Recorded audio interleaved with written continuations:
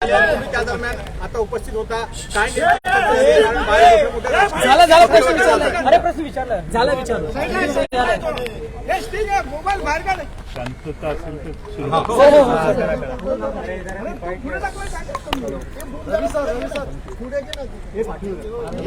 विधिमंडळामध्ये विरोधी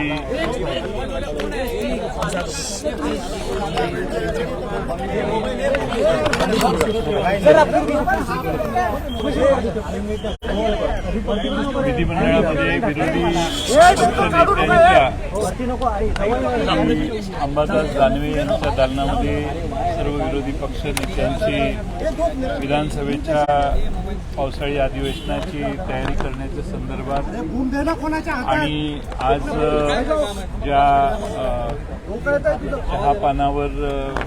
चहापान जो आहे त्या बाबतीत काय करायचं याच्या भूमिकेवर बैठक चालू होती.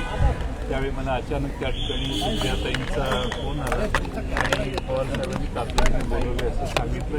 आलो या ठिकाणी तेच राष्ट्रवादीमधून सत्तारूढ पक्षाच्या बाजूला जाऊन शपथ घेतलेले सर्व मंत्री आणि विधान परिषदेचे उपाध्यक्ष श्रीयुत नरहरी झिरवळ आणि प्रफुल्ल पटेलजी हे सर्व उपस्थित होते.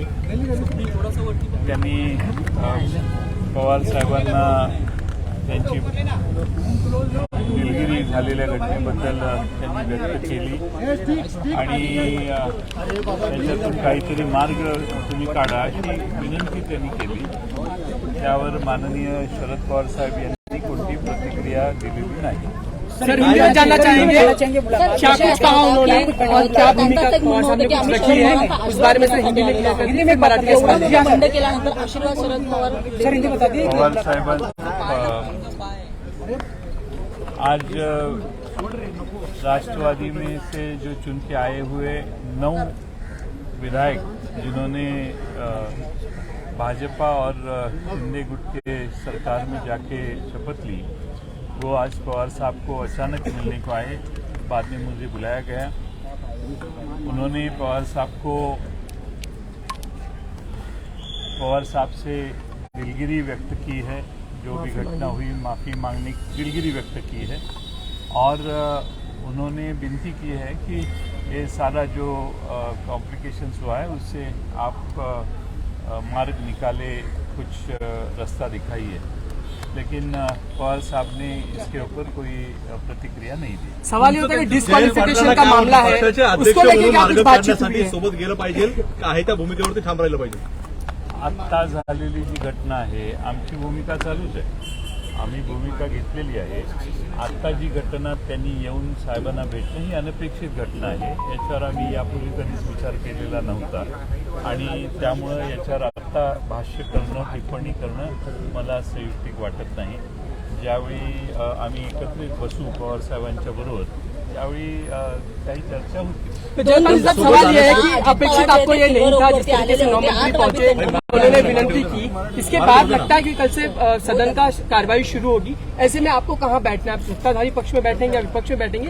ये एक बड़ा सवाल है. शायद आज ही उसे तय करना होगा इस मुद्दे को. विधानसभा के अध्यक्ष बैठने की व्यवस्था उन्होंने करनी चाहिए और हम अपेक्षा रखते हैं कि हमने सरकार को सपोर्ट नहीं किया है और इसीलिए उस हिसाब से बैठने का इंतजाम वो करें, ऐसे हमें अपेक्षा है. लेकिन सहानुभूती निर्माण करण्यासाठी ही भेट म्हणायचं का? कारण शरद पवारांना सोडून गेले कुठेतरी अशी चर्चा सुरू असं आहे की ते अचानकपणाने येऊन भेटलेले आहेत. काय त्याच्यातून कोणाचा उद्देश आहे याविषयी आज सांगणं अवघड आहे. पण हे खरं आहे की त्यांनी पवार साहेबांची दिलगिरी व्यक्त केली, झालेल्या घटनेबद्दल खंत व्यक्त केली आणि त्यांनी असं सांगितलं मी ज्यावेळी पोचलो त्यावेळी की लार्जर इंटरेस्ट लक्षात ठेवून एकत्रित सगळ्यांना आपण करावं अशी त्यांनी भूमिका व्यक्त केली. पवार साहेबांनी याच्यावर कोणती प्रतिक्रिया व्यक्त केली नाही आणि त्या ठिकाणी काही प्रतिक्रिया व्यक्त केली नाही.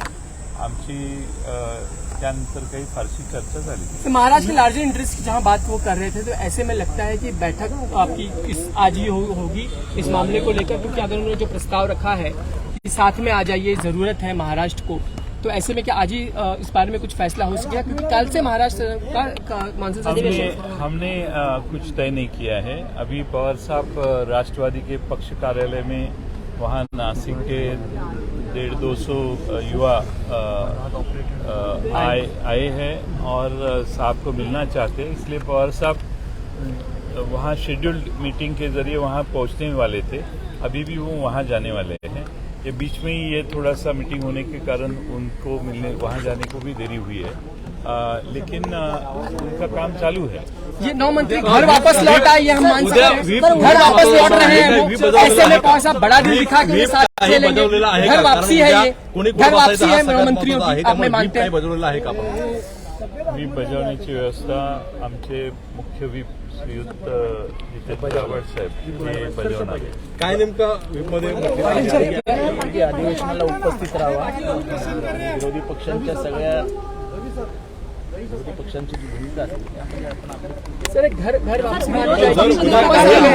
अगर इनका जेस्चर है कि हम वापस आना चाहते हैं, अपने आशीर्वाद दीजिए, तो क्या घर वापसी? विरोधी पक्ष नेता मैं ऐसी कोई बात हमारे सामने हुई नहीं. मैं थोड़ा 10-15 मिनट 20 मिनट लेट आया.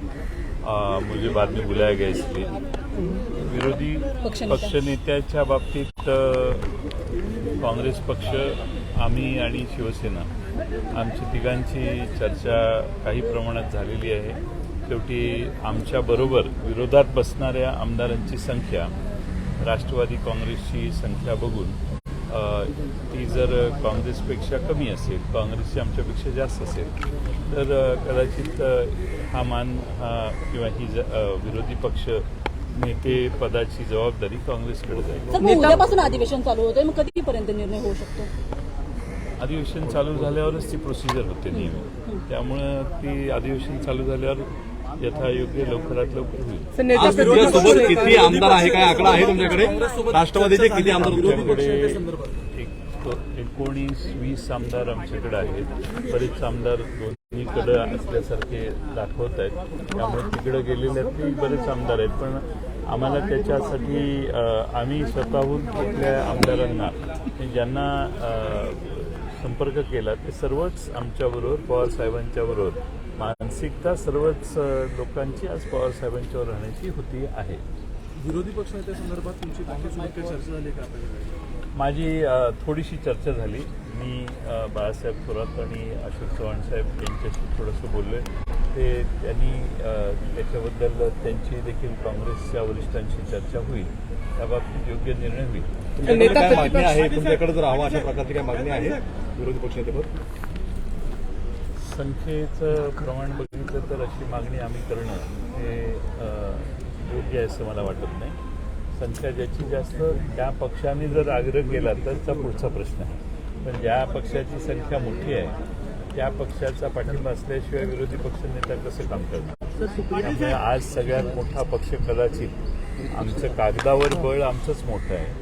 आमच्यातून बाहेर गेलेलेही आमच्यातून बाहेर गेल्याचं अजून म्हणत नाही. त्यामुळं आमच्या विरोधी पक्षनेत्यांनी राजीनामा दिलेला आहे. विरोधी पक्षनेतेपद मोकळं आहे. आमचा पक्ष कागदावर आजही सर्वात मोठा विरोधातला पक्ष आहे. पण आमच्याच पक्षातल्या 9 जणांनी समोर जाऊन शपथ घेतलेली आहे. आणि त्यामुळं विरोधी पक्षात जे उरलेले पक्ष आहेत त्यांच्याशी विचार विनिमय करावा लागेल. नेता प्रतिपक्ष को लेकर आपकी कोई बातचीत हुई क्या? और इससे लगा हुआ सवाल, फिलहाल आपके पास कितने कांग्रेस से बातचीत हुई है और कांग्रेस इसके ऊपर जल्द से जल्द सोच के उनका निर्णय भी करेगी. आपके पास विधायक सर इस वक्त संख्या कितनी है, अगर आप बता सकेंगे? 19 तक तो पहुंचती है हमारी, लेकिन काफी विधायक ऐसे हैं कि कहीं भी हो लेकिन पवार साहब को मानने वाले हैं. मानसून सत्र के किसी भी सत्र के पहले जो टी पार्टी होती है, चाय पानी होता है, उसके लिए बुलाया जाता है. आप शामिल होंगे, आप बहिष्कारी रहेंगे? नहीं, अंबादास दानवे जी, बालासाहेब थोरात, शिवसेना के नेता, कांग्रेस के नेता और हम अभी बैठे थे. उसी बैठक से यहाँ आए हैं. और उस बैठक में जो हमने आपके सामने भूमिका जो रखनी है उस भूमिका को भी हम सपोर्ट करके आए हैं.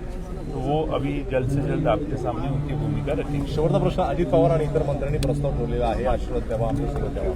शरद पवार याच्यावरती कधी उत्तर देणार आहे आणि तुम्हाला वैयक्तिक काय वाटतं की आशीर्वाद दिले पाहिजे? शरद पवार साहेबांनी याच्यावर कोणती प्रतिक्रिया व्यक्त केली नाही.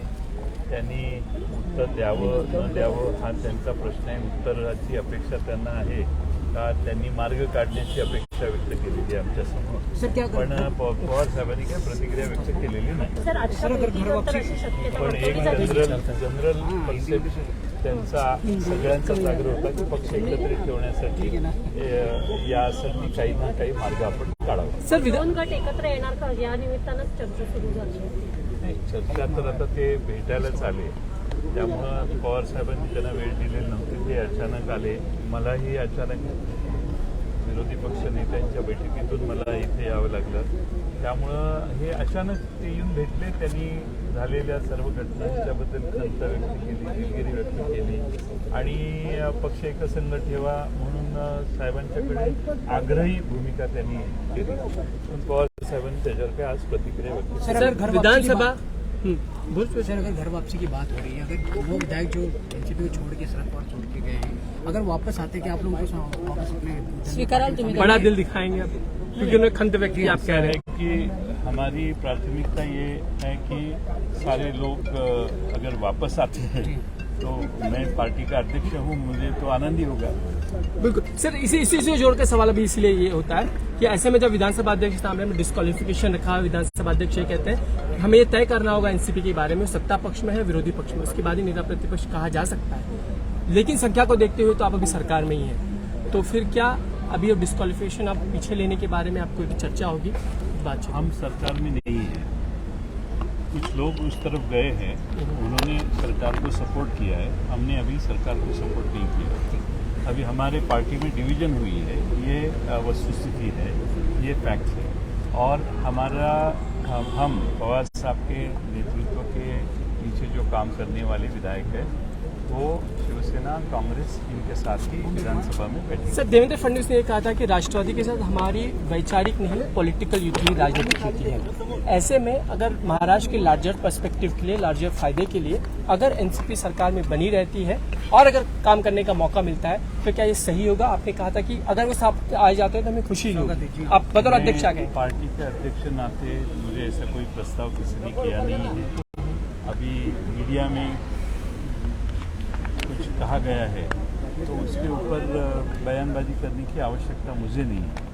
हमारे पास किसी ने ऐसा प्रस्ताव न तो दिया है. हम शिवसेना और कांग्रेस के साथ हमारा संगठन, हम इकट्ठा काम कर रहे हैं और हम विपक्ष में बैठने वाले हैं. फडणवीस पॉलिटिकल युति कहते हैं आपके साथ, आपके गुट. ठीक है, अभी हर युति को या आघाड़ी को अलग अलग नाम दिया जाता है. वो नाम अलग अलग वक्त बदला जाता है. डिस्क्रिप्शन कैसा करने का है इसमें वो माहिर है, समझ रहे. हे